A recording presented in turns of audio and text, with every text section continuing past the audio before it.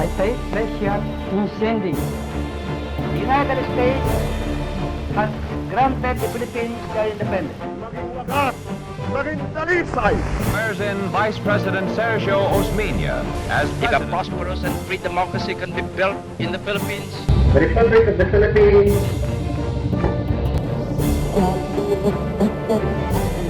Ang akong kasing-kasing ni awit. The hard election drive pays off and Macapagal wins. Taking the entire Philippines under martial law. I have always been a firm advocate of peace. We are today being hailed as the new Asian Tiger Cup. Walang kaibigan, walang kumpare. A strong republic is the bedrock. Kayo ang boss ko. Do not destroy my country because I will kill you.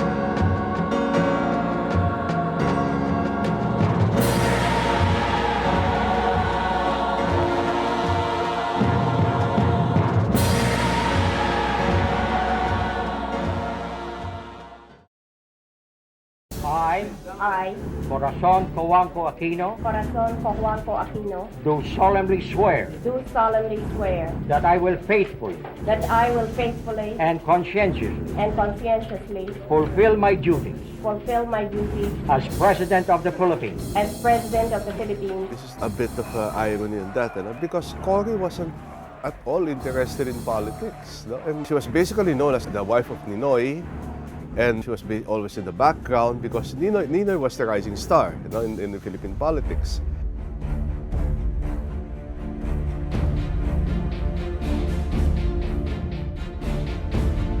Cory belonged to what was, at least at their peak of their family's wealth, one of the, if not the richest top 5 families in the Philippines, the Coancos. She studied abroad in New York, very well educated. Because she was married to a politician, Ninoy Aquino, it was a traditional marriage, meaning to say she was a housewife. She didn't have to work, she made home and all that. When her husband was assassinated, she became the perfect foil to a brilliant, scheming dictator. This widow versus this dictator. So it was a good narrative. It was a perfect match as far as the opposition is concerned because they could show that one is a saint, the other was the sinner. So her having no experience in politics actually worked for her. It's not easy to underrate naman someone na husband politiko, kuhuangkos mga politiko, mga sumulong politiko sa Rizal. And then, from what I gather, parang valedictorian yata St. Isco, nag-assumption dito before going to the US. And then took, I think, a year or two of law sa Far Eastern University. But then, she married Ninoy. So, by osmosis, talagang tatandaan niya yung mga political campaign na kinakarga siya sa mga rice paddies. She felt very uncomfortable. But she grew up in political households, no, on both sides. May instinct siya. And then, I think the 7 years of detention of Ninoy really stilled her further. Talagang matapang. I remember during the campaign in 1986, there was this ad that came out in the radio where they had a voiceover of a woman. Of course, that was suggesting, it was Cory Aquino saying that, ako po ay isa lang, housewife, wala po ko alam sa politika. Now, instead of hurting Cory's candidacy, it actually helped. This is just the beginning. The same spirit which animated our campaign and has led to our triumph will once more prevail by the power of the people and by the grace of God. She became the symbol of Ninoy. If you remember, the opposition at that time was still in the realm of politics. No? They were already growing because of the killing of Ninoy, brought about the actual picture of what was happening to the Marcos administration. So it was, Cory joined the rallies, no? She was the symbol of a widow of a martyr and everything. But eventually, it would become this more than a symbol when she actually was already convinced to fight Marcos to the ballot. I just want to remind Mr. Marcos that it was he who called for snap elections. And once the people decided to participate, he better watch out if he threatens to frustrate their will again. I'm afraid he will have an angry people on his hands. I'll tell you this story because this was narrated to me by Peping Cojuangco. Cory was not convinced actually to run against Marcos, no? But according to the story of her brother, they were in the offices daw in the Cojuangco building in Makati, no? Where Cory had an office there. And according to the story, one of the politicians, I forgot the name, I think it was Congressman Lasatin, no? At that time, told Cory na huwag kang magkakamali na lalaban kay Marcos dahil matatalo ka lang and everything. Cory suddenly entered his office and she was raving, she was really raging mad. And he was asking what was the problem. Tapos sabi niya, lumapit daw sa kanya si Congressman Lasatin at sinabihan na wag akong lalaban kay Marcos. Tapos Cory was like, sino ba siya? Para sabihan ako ng ganito, no? And apparently that challenge that was laid down to her made her eventually change her mind and run for presidency. Sulat dun sa isang kalye, Cory Aquino, isang bala ka lang. Hindi ako natatakot, ang sagot ko dyan ay Ferdinand Marcos, isang balota ka lang. My name is Corazon Jr. Nickname is Piping. I'm a younger brother to Cory. There's no objection at that time because of the death of Ninoy, and I guess everyone in the family knew her enough to know that if she decides and what she wants to do, we know that she thought it over. On many occasions, she made it known that I want to do this, and she did it. In other words, like for example, in the funeral of Ninoy, she really took a hand in almost every aspect. She made it known to me. She said, look, whatever it is, you take your orders from me, nobody else. And from that time on, I could see that she had a mind of her own. She did what she wanted to do.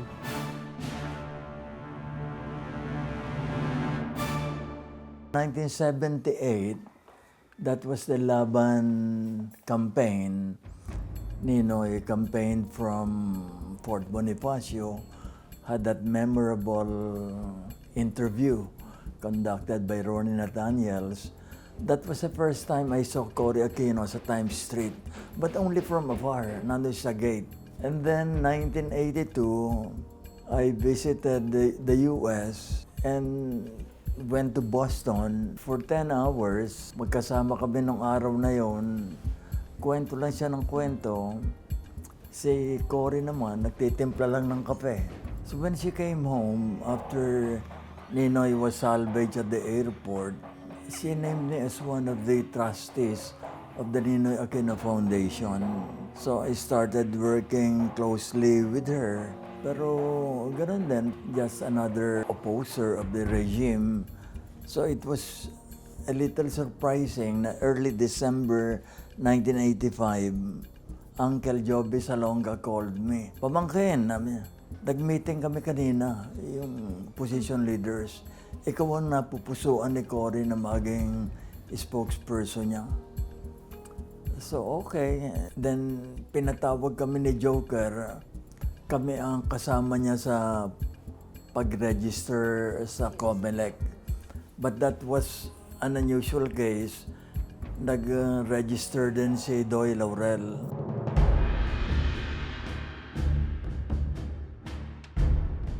Vice President Laurel had expected to lead the anti-Marcos opposition.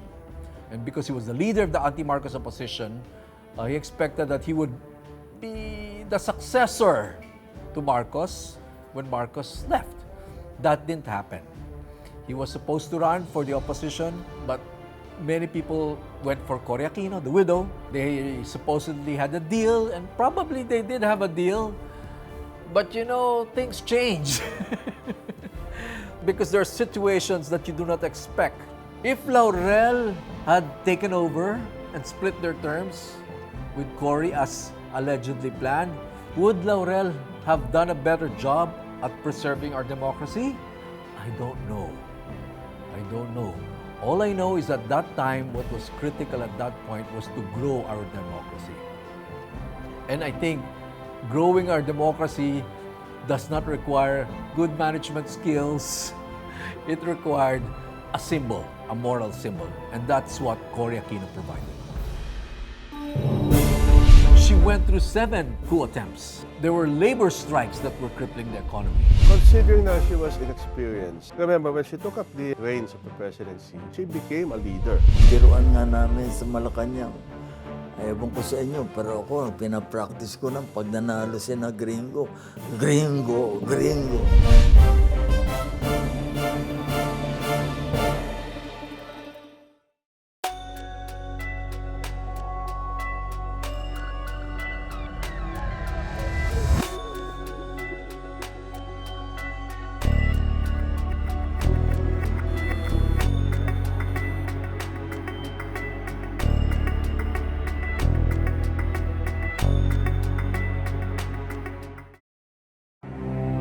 Considering that she was inexperienced, remember when she took up the reins of the presidency, she became a leader. It was a hard time for her kasi she had to learn by basic experience. No? And she was dealing with a lot of the politicians that were already veteran politicians that were surrounding her. I think in a certain way, they respected her as the president. But as politicians tasked with the management of a cabinet, they eventually had to coordinate with each other because you have to remember, it was relatively new. Bagong democratic na presidency yan eh. The biggest challenge back then was how to preserve democracy. In 1986, everybody was conscious that what we had then, right after Marcos, was called democratic space. In fact, nobody was calling it democracy. They called it democratic space. The downfall of Marcos, who had amassed so much power to himself, to this one man, because it was a dictatorship, suddenly created this huge vacuum. All of a sudden, there was no dictator. You don't know where power was going. Cory's government was seen as weak because it was made up of people who did not always agree with each other. Joker Arroyo and the human rights lawyers in the cabinet did not agree with the conservative businessmen in the cabinet. So there was fighting. Enrile, who was part of the original cabinet, wanted to grab power for himself. He was eventually ousted from the cabinet, removed from the cabinet. You had the centrist government that was under attack from both left and right. The insurgency, the New People's Army, membership grew during those years. I was in the cabinet only for a year, no. I was named chairman of the Bataan Nuclear Power Plant Committee, a position I also handled in the Senate.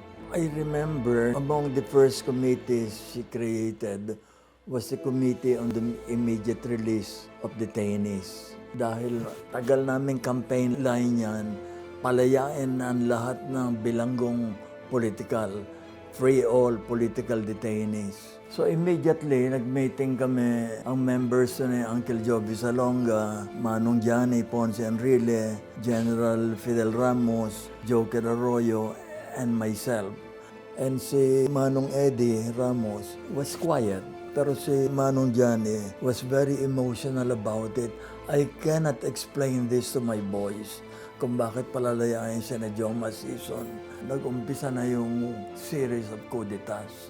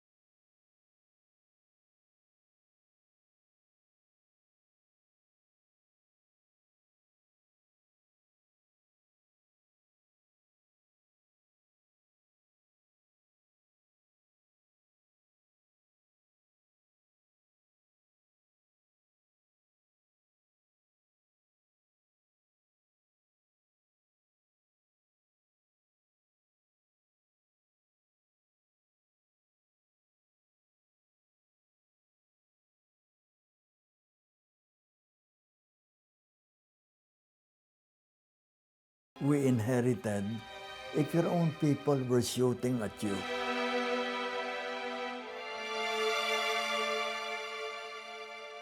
When the people power was over, when the government already changed, naging bahagi pa din ang pag-iisip ng mga military at that time, the military, especially the Reform the Armed Forces movement, that since they were the ones who started it, then they should have a big share in the government. The initial plan kasi before Cory sat as president was to have a military junta, a part civilian, part military, because hindi ma-deny talaga that the military is the one who played a large part.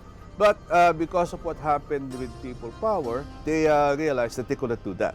So they turned over the reins to Cory. Cory, of course, later became the president, but dissatisfied with the way she was running things. She went through 7 coup attempts. There were labor strikes that were crippling the economy. There were many assassinations, political assassinations. So you can imagine all those hardships and struggles that the Cory government went through. And I think that's no easy feat. It took a lot of courage and stamina to stand your ground. They could have done better siguro dahil 1987, 1988 parang ang growth rate natin nasa 7 or 8%. And then came the disastrous December 1989 coup d'etat. So I remember nung December 1, dinaanan ako na isang kaibigan ko sa Mabini, Ed Raulio, dahil sabi namin, at the time kasi early morning ng December 1, 1989, parang talo ng gobyerno eh. So I told my wife, if the president will go down, some of her friends will have to go down with her. So pumunta kami ron sa Arlegui. She was in jogging attire. Lahat ng valuables na personal nila pinadala na kay Father Bobby Perez across San Beda. Nandun si Adolfo Ascuna, nandun si Chris Aquino. Sa kabila naman yata si Teddy Boy. And that was when nagkaroon naman yung persuasion flights authorized by the US. Yun namang sa mga coup d'etat, a vast majority of the military, mga fence-sitters yun eh. Nung makitang yung persuasion flights, bumalik sa amin. And that was the Republic was saved. Pero brutal yun dahil natatandaan ko nung mga December 4, parang maiyak-iyak si General Biason na a PMA killing, a PMA mista was very hard for them to take emotionally. Dahil talagang may mga nag-resist sa mga kampo, talagang inupakan yata yun. And after that, flat na dahil nung 88, 89, very hard to get the booking sa mga hotels dahil foreign investors, etc. But the rest of the term, wala na. And then, yung pangang earthquake, tapos Mount Pinatubo. Kaya that was how we ended. There were so many who were urging me to run again. And there was a high risk of winning daw. Pero kako may agreement with President Cory, we entered public life together, we'll step down together, which we did. Speaking as your president, let me assure our people that government is firmly in control of the situation. We shall defeat and punish these traitors. If at all, she was always wary about other people getting hurt, But as far as her decision-making is concerned, once she had made up her mind, that was it. She was a housewife. She didn't really work ever in life. She had no management skills. She relied on advisors to run government. Many of the programs of the Marcoses that were well planned by some of his technocrats were completely disregarded. I think the way they remember her as a person more than as a president.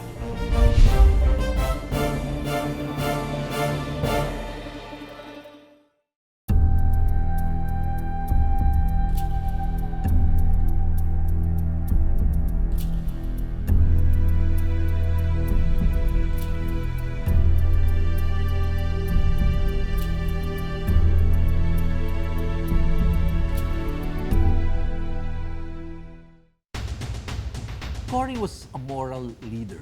She was a moral leader. She was a symbol for what the country needed most at that time, which is what? We needed to make our democracy grow. She was a housewife. She didn't really work ever in life. She had no management skills. She relied on advisors to run government. So we can forgive her for mismanagement.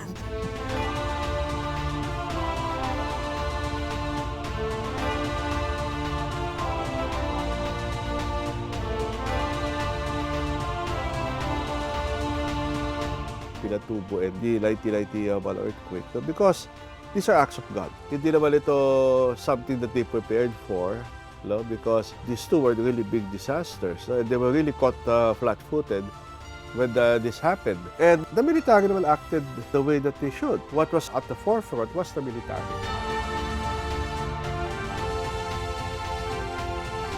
Siguro yung criticism of what happened during Cory's period was based on hindsight. Yung tipong tapos na, saka mo lang makikita. Pero you have to understand the situation of the times. That not all of the problems that were happening in politics, in the economy, then suddenly you have this disaster, all happened within a matter of her 6-year term. That was really bad. And it's kind of hard to place a very harsh criticism with that kind of thinking. I have faith that peace will come if those who believe in peace will only band together. They like to call 1986 as 1986 EDSA Revolution. In reality, it was really an EDSA restoration. Why restoration? Of no fault of Cory's, her government simply turned back the clock in the Philippines. Meaning to say, it brought us back to pre-martial law. It sounds bad, no? He brought us back to the old society. But really, that's what happened in 1986. It's arguable whether that is bad or good. But it restored many of the things that were put aside when Marcos grabbed power in 1972. She formed a cabinet that was composed of conservative businessmen and some liberal or left-leaning lawyers. I think her executive secretary back then, Joe Arroyo, was one of those left-leaning human rights lawyers. It was a rainbow coalition of sorts. Many of the programs of the Marcoses that were well planned by some of his technocrats were completely disregarded, and it led eventually also to the collapse of the economy of the administration. I'll give an example. As early as 1987, then Minister of Energy Jeronimo Velasco was being quizzed at the Senate because of the Bataan nuclear power plant. And the story, of course, it was a symbol of the Marcos corruption and everything. The danger of the nuclear power plant was also being focused on.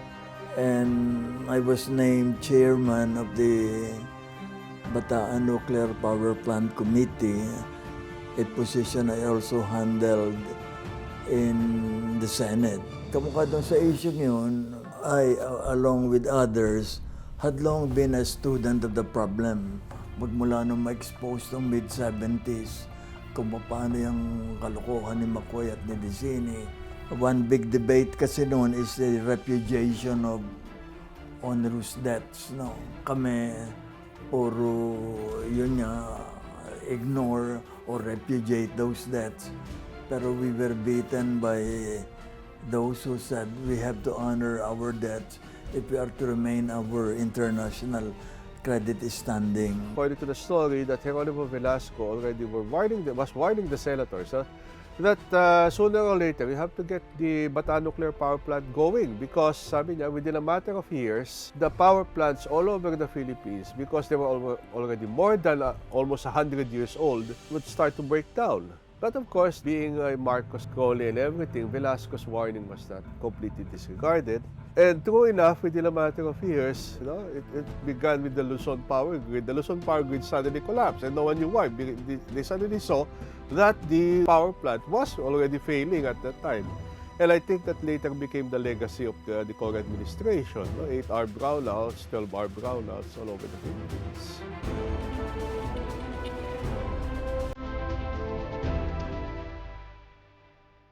She wasn't perfect, no one is, no? It was a very difficult time we had under Marcos. Talagang kamay na bakal na dictatorship nung may era yung walang habag na batas militar. And for her to bring back democracy. Maraming depekto rin, but much better than what we had from 1972 to 1986. So the restoration of democracy, the institutions, unfortunately, during the reign of the Marcoses, all our long time and cherished values, institutions, and processes were very severely damaged. And up to now, we have not fully recovered. The destruction of the values, institutions, and processes, she tried to bring back in her short stint, 1986 to 1992. I think the way they remember her, not as a person more than as a president, as somebody gifted or given that opportunity to be a savior of the country. Savior in the sense that we transformed from a dictatorship into a democracy, which up to now exists. I don't know of any single person aside Cory that was more responsible in restoring the democracy peacefully like she. I can never say anything good about our administration because in my case, my personal, bata pa ako noon. Nakagraduate ko lang sa college noon. But the fact that you have like 20 newspapers on the street saying different stories, and pagbalik ni Cory, nagsipagmalikan lahat ng mga channels. So what I was saying here is the freedom of the media, that which is a vital part of our society, that was eventually returned. Oh, she's the saint of Philippine democracy. I think that's not an exaggeration. It's the only one thing we need to remember her for the democracy that we have now.